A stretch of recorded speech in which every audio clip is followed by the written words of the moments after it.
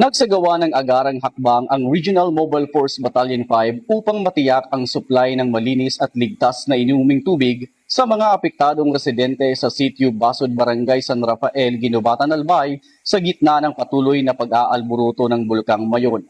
Sa pamamagitan ng paggamit ng water desalination equipment, matagumpay na nakapagproseso at nakapaghatid ang RMFB-5 ng potable water para sa mga pamilyang kasalukuyang nakararanas ng kakulangan sa malinis na tubig dulot ng epekto ng aktibidad ng bulkan. Ang nasabing inisyatibo ay bahagi ng kanilang patuloy na humanitarian assistance at disaster response operation sa lalawigan ng Albay.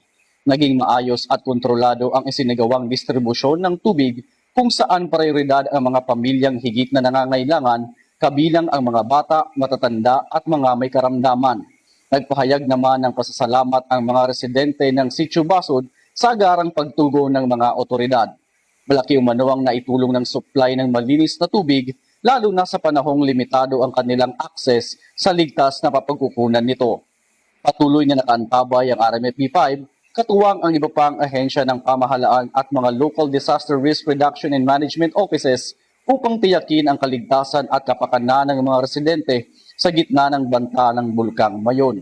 Naging matagumpay ang nasabing aktibidad at inaasahang magpapatuloy pa ang mga kahalintulad na programa bilang bahagi ng advokasya ng kapulisan para sa mas inklusibo at makataong paglilingkod sa komunidad.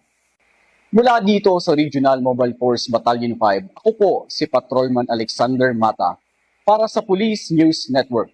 At ito ang bagong PNP para sa bagong Pilipinas, serbisyong mabilis, tapat at nararamdaman.